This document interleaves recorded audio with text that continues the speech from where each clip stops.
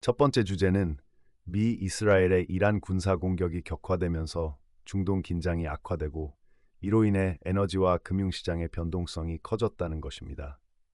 호르무즈 해협을 통한 유조선 운항이 사실상 마비되며 국제 유가가 급등했고 WTI는 80달러대, 브렌트유는 80, 85달러대에서 움직이며 일부 보도에선 더 높은 수준까지 치솟았습니다. 금융시장에서는 글로벌 주식과 위험자산이 급락하고 변동성이 확대됐으며 미 국채금리는 상승해 10년물이 약 4.1%, 30년물은 약 4.78%를 기록했고 30년 모기지 금리는 6.1%를 넘는 등 대출 비용 상승 압력이 커졌습니다. 아시아 한국 시장도 호르무즈 의존도로 큰 충격을 받았고 한국 코스피는 일중 12% 급락 후 다음 날 10% 급등하는 등 극심한 등락을 보였으며 각국 정부는 선물 시장 개입, 전략 비축유 방출 검토와 해상 호위 정치적 리스크 보험 제공 등 대응을 논의 중입니다. 두 번째 주제는 2월 미국 고용에서 약 9,200개 일자리가 순감소했다는 소식입니다.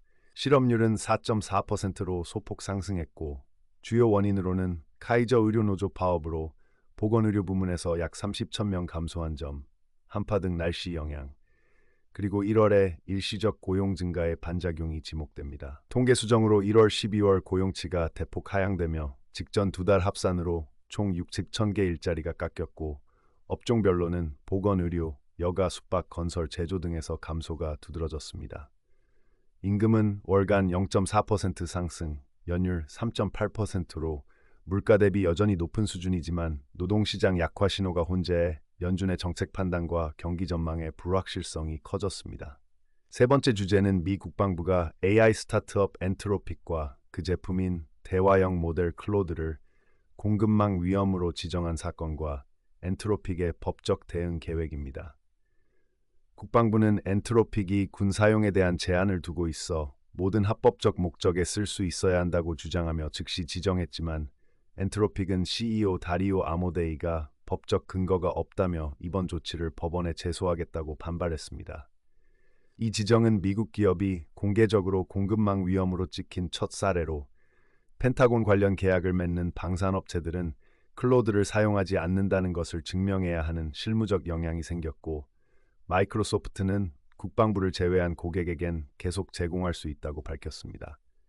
앞으로 법원 쟁송 결과와 지정 해석 범위, 타 기업과 방산업체들의 대응이 관전 포인트가 될 것입니다.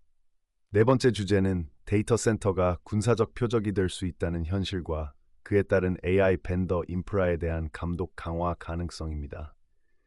이란의 드론 공격으로 아랍에미리트와 바레인의 AWS 데이터 센터가 타격을 받아 은행, 결제, 기업용 앱 등에서 다운타임이 발생했고 일부 서비스는 복원됐지만 파장은 계속되고 있습니다.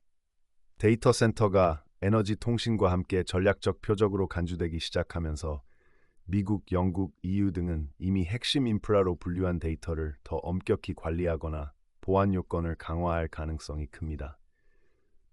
그 결과 대형 클라우드 AI 업체들의 공급망 인프라 안정성에 대한 정부와 고객의 검사와 규제가 강화되고 멀티리전 복제, 백업, 재해복구 재평가 같은 사업 연속성 전략이 권고되고 있습니다. 다섯 번째 주제는 항공사부터 자동차 업체에 이르기까지 기업들이 단기적 비용 상승과 공급 영향 가능성을 경고하고 있다는 것입니다. 이란 관련 분쟁으로 제트유 가격이 일주일 새 약 15% 급등하면서 항공업계가 단기적인 비용 충격을 경고했고 유나이티드 항공의 스콧 커비 CEO는 1분기 실적에 의미 있는 타격이 있을 것이며 장기화하면 2분기까지 영향이 미칠 수 있다고 밝혔습니다. 항공편 취소가 2만 건 이상 발생하는 등 운항 차질로 공급 수요 왜곡이 생기고 항공사들은 사전 판매된 항공권 구조 때문에 단기간에 늘어난 연료비를 고객에게 즉시 전가하기 어려워 마진 압박이 커졌습니다.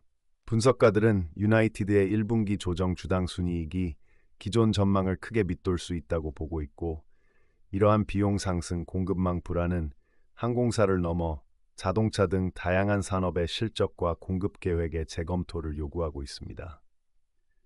여섯 번째 주제는 다우 지수가 거의 800포인트 급락했다는 뉴스입니다. 이란발 지정학적 리스크로 유가가 급등하면서 투자 심리가 급격히 위축돼 다우는 장중 1100포인트 급락 후 약 7784, 785포인트, 즉 약 0.6% 하락으로 마감했고 S&P 500과 나스닥도 각각 하락했습니다.